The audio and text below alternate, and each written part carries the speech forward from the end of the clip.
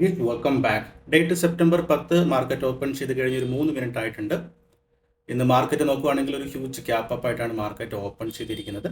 അപ്പോൾ ഇന്ന് ഞാനൊരു ട്രേഡ് പ്ലാൻ ചെയ്യുന്നത്, എൻ്റെ ഒരു വ്യൂ എന്ന് പറഞ്ഞിട്ടുണ്ടെങ്കിൽ കഴിഞ്ഞ ദിവസത്തെ ഈ ഒരു സ്ട്രക്ചർ വൈസ് നോക്കുകയാണെങ്കിൽ ഇതൊരു ബുള്ളിഷ് സ്ട്രക്ചർ തന്നെയാണ് ഉള്ളത്. മാർക്കറ്റ് സ്ലോലി സ്ട്രെങ്ത് ഗെയിൻ ചെയ്തതായിട്ട് കാണാൻ വേണ്ടി പറ്റും. ആൻഡ് ഇനീഷ്യലി മാർക്കറ്റ് ഓപ്പൺ ചെയ്ത് മുൻപ് എനിക്കൊരു ബുള്ളിഷ് വ്യൂ തന്നെയാണ് ഉണ്ടായിരുന്നത്. ബൈയിങ് ഓപ്പർച്യൂണിറ്റി വേണ്ടിയാണ് നോക്കിയിരുന്നത്. ആൻഡ് ഇന്ന് ഗ്യാപ്പ് അപ്പ് ആയിട്ട് മാർക്കറ്റ് ഓപ്പൺ ചെയ്തു. ഓൾമോസ്റ്റ് ഈ ഒരു റെസിസ്റ്റൻസ് ലെവലിലാണ് ഇപ്പോൾ ട്രേഡ് നടന്നുകൊണ്ടിരിക്കുന്നത്. ബട്ട് സ്റ്റിൽ എൻ്റെ വ്യൂ എന്ന് പറഞ്ഞിട്ടുണ്ടെങ്കിൽ ബുള്ളിഷ് ആണ്. കാരണം മാർക്കറ്റ് ഒന്ന് പുൾ ബാക്ക് നടത്തി ആൻഡ് ഇവിടെ ജസ്റ്റ് ഒരു സപ്പോർട്ട് എടുത്തായിട്ട് അല്ലെങ്കിൽ ആ ഒരു ബയേഴ്സ് പ്രൈസ് ആക്സെപ്റ്റ് ചെയ്തതായിട്ട് കാണാൻ വേണ്ടി പറ്റും. റൈറ്റ്. അപ്പോൾ ഈ ഒരു കൈൻഡ് ഓഫ് മാർക്കറ്റിൽ ബയറാണ് സ്ട്രോങ്. ആൻഡ് ഇപ്പം റൈറ്റ് നൗ ഈ ഒരു റെസിസ്റ്റൻസ് ലെവലാണ് ട്രേഡ് നടന്നുകൊണ്ടിരിക്കുന്നത്. ബട്ട് സ്റ്റിൽ എൻ്റെ വ്യൂ എന്ന് പറഞ്ഞിട്ടുണ്ടെങ്കിൽ ബുള്ളിഷ് ആണ്. സോ ഞാനിവിടെ ഇമ്മീഡിയറ്റ്ലി ഒരു ട്രേഡ് എടുക്കാൻ വേണ്ടി പോവാണ്. കോൾ ഓപ്ഷൻ ഒരു ഹൈലി കോൺഫിഡൻറ്റോടെ എടുക്കുന്ന ഒരു ട്രേഡ് കൂടിയാണ്. 140 ക്വാണ്ടിറ്റി. സോ ഓർഡർ എടുക്കാം. എടുത്തു കഴിഞ്ഞിട്ട് ഞാൻ നെക്സ്റ്റ് ആ ഒരു സൈക്കോളജിയും ആൻഡ് എന്തുകൊണ്ട് ആ ഒരു കോൺഫിഡൻസ് വന്നു എന്ന് ഞാൻ പറയാം. ഓർഡർ എക്സിക്യൂട്ട് ആയിട്ടുണ്ട്. ഓക്കെ. മാർക്കറ്റ് ഓപ്പൺ ചെയ്ത ഒരു 3 മിനിറ്റ് ആയില്ല, അതിന് മുമ്പ് ഞാൻ ട്രേഡ് എടുത്തിട്ടുണ്ട്. അപ്പോൾ ചില ദിവസങ്ങളിൽ അങ്ങനെയാണ്, നമുക്ക് നല്ല ഹൈലി കോൺഫിഡൻറ്റ് തരും. അപ്പോൾ ആ ഒരു കോൺഫിഡൻസ് വരാൻ ഒരു കാരണം എന്ന് പറഞ്ഞിട്ടുണ്ടെങ്കിൽ അത് നമുക്കറിയാം, മാർക്കറ്റിൽ ബയ്യർ ആണ് സ്ട്രോങ്. റൈറ്റ്. ഈ ഒരു കൈൻഡ് ഓഫ് മാർക്കറ്റിൽ ബയ്യർ ആണ് സ്ട്രോങ്. സോ അതുകൊണ്ട് തന്നെ ബയേഴ്സ് എപ്പോഴും മാർക്കറ്റിനെ ഡോമിനേറ്റ് ചെയ്യും. അപ്പോൾ ഇത് ഒരു റെസിസ്റ്റൻസ് ലെവലാണ്. അപ്പോൾ ഒരു റെസിസ്റ്റൻസ് ലെവലാണ്, സ്ട്രോങ് റെസിസ്റ്റൻസ് ലെവലാണ്. പക്ഷേ ഇത് വീക്കാണ്. കാരണം എന്താണ്, ബയ്യർ സ്ട്രോങ് ആകുന്നതുകൊണ്ട് തന്നെ മാർക്കറ്റിൽ റെസിസ്റ്റൻസ് ലെവൽ എപ്പോഴും വീക്കായിരിക്കും. ആ ഒരു പോയിന്റ് നിങ്ങളൊന്ന് നോട്ട് ചെയ്ത് വെച്ചിരിക്കുക. ആൻഡ് സോ റെസിസ്റ്റൻസ് ലെവലിൽ നോർമലി ഒരു റെസിസ്റ്റൻസ് എടുത്ത് ഒരു റെഡ് ക്യാൻഡൊക്കെ വരുന്ന സമയത്ത് നോർമലി ആരാണ് വരുന്നത്, റീറ്റെയിൽ ട്രേഡേഴ്സ് ഒക്കെ സെല്ലിംഗ് പൊസിഷൻ എടുക്കും. കഴിഞ്ഞ ദിവസം വാറിൻ്റെയൊക്കെ ന്യൂസൊക്കെ വന്നിട്ടുണ്ട്. അപ്പോൾ നോർമലി മാർക്കറ്റ് ഇപ്പോൾ താഴോട്ട് എന്ന് വിചാരിച്ചിട്ട് സെല്ലേഴ്സ് മാർക്കറ്റ് ഓപ്പൺ ചെയ്ത് കഴിഞ്ഞിട്ട് സെല്ലിംഗ് പൊസിഷൻ എടുക്കും. അവരുടെ സ്റ്റോപ്പ് ലോസ് അതിൻ്റെ മുകളിലായിരിക്കും. ആൻഡ് മാർക്കറ്റ് മുകളിലോട്ട് പോകുന്ന സമയത്ത് അവരുടെ സ്റ്റോപ്പ് ലോസ് ഹിറ്റ് ചെയ്ത് വളരെ സ്ട്രോങ് അപ്സൈഡ് മൂവ്മെൻറ്റ് നമുക്ക് എക്സ്പെക്ട് ചെയ്യാം. ആൻഡ് ഇത് എൻ്റെ വ്യൂ ആണ്. ഈ വ്യൂ റോങ് ആവാം അല്ലെങ്കിൽ ശരിയാകാം, അല്ലേ? അപ്പോൾ അതിനൊരു പ്ലാൻ നമുക്ക് എപ്പോഴും ഉണ്ടായിരിക്കണം. എവിടെ റോങ് ആവുകയാണെങ്കിൽ എവിടെ വെച്ച് എക്സിറ്റ് ചെയ്യണമെന്നുള്ളത്. അപ്പോൾ ഞാൻ വിചാരിക്കുന്നത്, എക്സ്പെക്ട് ചെയ്യുന്നത്, ഈ ഡേ ലോ ബ്രേക്ക് ഡൗൺ ചെയ്ത് താഴോട്ട് മാർക്കറ്റ് വരുന്ന സമയത്ത് ബയേഴ്സ് വീക്ക് ആവാനോ എൻ്റെ വ്യൂ റോങ് ആവാനോ ശരിയുണ്ട്. സോ സ്റ്റോപ്പ് ലോസ് അവിടെ ഞാൻ ബുക്ക് ചെയ്യും ആസ് പെർ എൻ്റെ ആ ഒരു റിസ്ക് മാനേജ്മെൻറ്റിനനുസരിച്ചിട്ട്. ടാർഗറ്റ് ഞാൻ കുറച്ച് വലിയ മൂവ്മെൻറ്റ് എക്സ്പെക്ട് ചെയ്യുന്നുണ്ട്. അതിൻ്റെ മെയിൻ കാരണം എന്ന് പറഞ്ഞിട്ടുണ്ടെങ്കിൽ ഞാനൊരു പഴയ ചാർട്ട് ഒന്ന് കാണിച്ചു തരാം. ഓക്കെ. ഒരു വർഷം മുൻപ് എക്സാക്ട്ലി പറയുവാണെങ്കിൽ ലാസ്റ്റ് സെപ്റ്റംബർ 12. ഓക്കെ. കഴിഞ്ഞ വർഷം ഈ ഒരു ചാർട്ട് നിങ്ങൾ ശ്രദ്ധിച്ചാൽ മനസ്സിലാൽ മതി. കഴിഞ്ഞ ദിവസം ഉണ്ടായ അതേ സെയിം സ്ട്രക്ചറാണ് മാർക്കറ്റിൽ ഉണ്ടായിരിക്കുന്നത്. കണ്ടില്ലേ? ഇതേ സെയിം സ്ട്രക്ചറാണ് ഇന്നലെ മാർക്കറ്റിൽ ഉണ്ടായിരുന്നത്. അത് കഴിഞ്ഞിട്ട് ഈ കഴിഞ്ഞ വർഷം അന്നത്തെ ഒരു ഇൻട്രാഡേ ബ്രേക്ക്ഔട്ട് നടത്തിയിട്ടുണ്ടായിരുന്നു. പക്ഷേ ഇന്നത്തെ മാർക്കറ്റ് നോക്കുവാണെങ്കിൽ ഗ്യാപ്പ് അപ്പ് ഓപ്പൺ ചെയ്ത് കഴിഞ്ഞിട്ടാണ്, ഗ്യാപ്പ് അപ്പിൽ നല്ലൊരു 360 പോയിന്റ് സംതിങ് ഓപ്പൺ ചെയ്തിട്ടുണ്ട്. അത് കഴിഞ്ഞൊരു സ്ട്രോങ് മൂവ്മെന്റ് വന്നിട്ടുണ്ട്. അപ്പോൾ അതുപോലുള്ളൊരു മൂവ്മെൻ്റ് ആണ് ഞാൻ എക്സ്പെക്ട് ചെയ്യുന്നത്. റൈറ്റ്. അവരുടെ ഹൈയൊക്കെ ബ്രേക്ക് ചെയ്യുന്ന സമയത്ത്, റെസിസ്റ്റൻസ് ലെവൽ ബ്രേക്ക് ചെയ്യുന്ന സമയത്ത്. അപ്പോൾ ആ മൂവ്മെൻറ്റ് തന്നെ ഞാൻ എക്സ്പെക്ട് ചെയ്യുന്നുണ്ട്. അപ്പോൾ ഇതുപോലെ സംഭവിക്കുമെന്ന് ചോദിച്ചിട്ടുണ്ടെങ്കിൽ ചിലപ്പോൾ സംഭവിക്കാം. ഹിസ്റ്ററി എപ്പോഴും റിപ്പീറ്റ് ചെയ്യാറുണ്ട്. ഓക്കെ. സോ അത് എൻ്റെ മനസ്സിലുണ്ട്.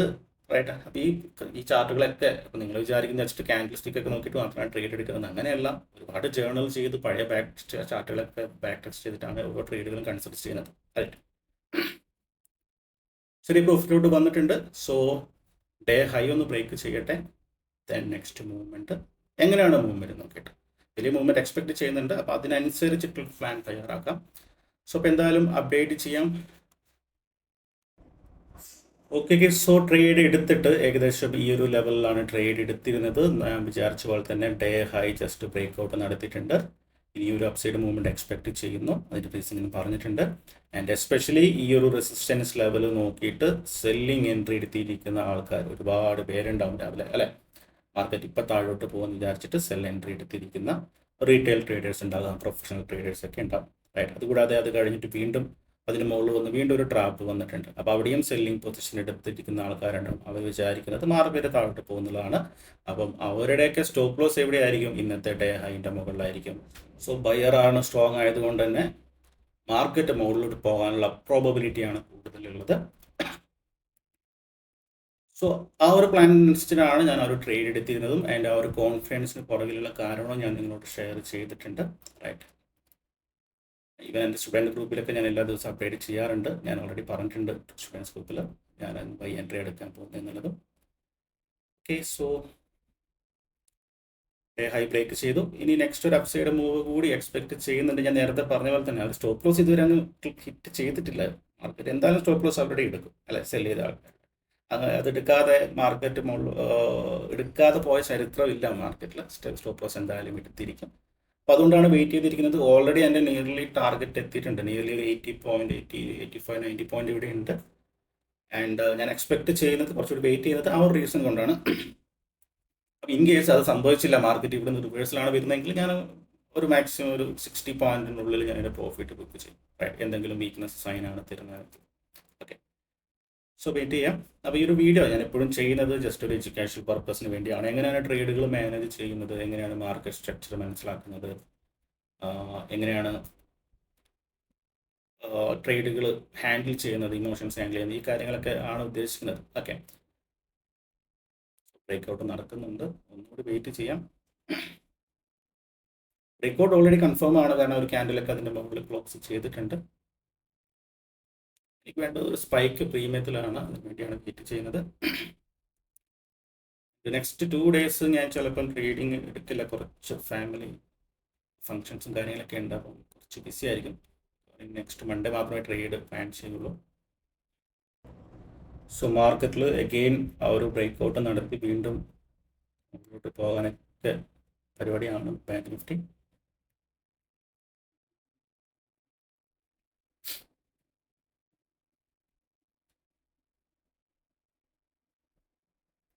യെസ്, മൂവ്മെൻറ്റ് സ്റ്റാർട്ട് ചെയ്തിട്ടുണ്ട്. പ്രീമിയത്തിലും സ്പൈക്കുകൾ വന്ന് തുടങ്ങിയിട്ടുണ്ട്.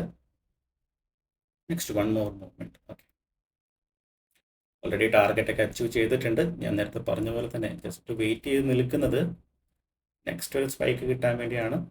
ചില സമയങ്ങളിൽ, ചില ദിവസങ്ങളിൽ നമുക്ക് ഇതുപോലുള്ള മൂവ്മെൻറ്റുകൾ കിട്ടും. അത് മനസ്സിലാക്കിയിട്ട് മാനേജ് ചെയ്യുക എന്നുള്ളതാണ്. ഓൾസോ ഗ്രീഡ്, അത്യാഗ്രഹം എന്നുള്ള ഒരു ലൈൻ ഡ്രോ ചെയ്യുക. അതിൽ കൂടുതൽ നമ്മൾ ഒരുപാട് വലിയ പ്രോഫിറ്റ് ഒന്നും എക്സ്പെക്ട് ചെയ്ത് മനസ്സിലാക്കിയിട്ട്, മാർക്കറ്റിനെ മനസ്സിലാക്കിയിട്ട് വിത്തിൻ നമ്മുടെ ഒരു കൺട്രോളിലാക്കിയിട്ട് ട്രേഡ് കൺസിഡർ ചെയ്യാൻ വേണ്ടി ശ്രമിക്കുക. What I move.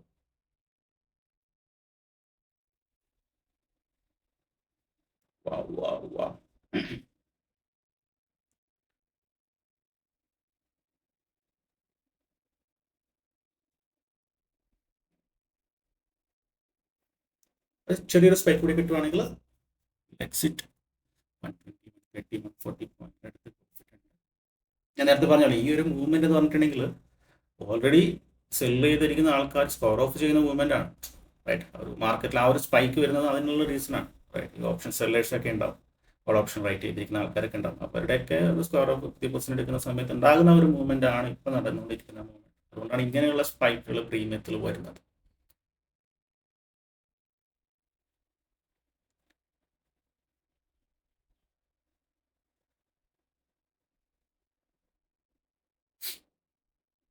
Yes, so I think done.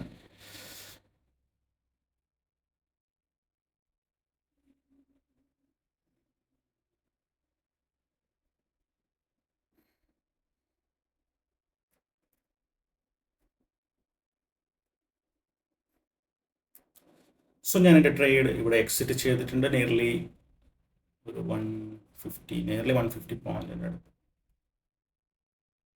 Right, so anyway ആ ഒരു ട്രേഡ് നല്ലൊരു ട്രേഡായിരുന്നു. എക്സ്പെക്ട് ചെയ്ത അതേ രീതിയിലാണ് മാർക്കറ്റ് മൂവ്മെൻറ്റ് നടത്തിയിരുന്നത്. റൈറ്റ്, അപ്പം ഞാൻ ആ ഒരു പഴയ ചാർട്ട് കാണിച്ചത് ഓർമ്മയുണ്ടാവും, 2024 സെപ്റ്റംബർ 12.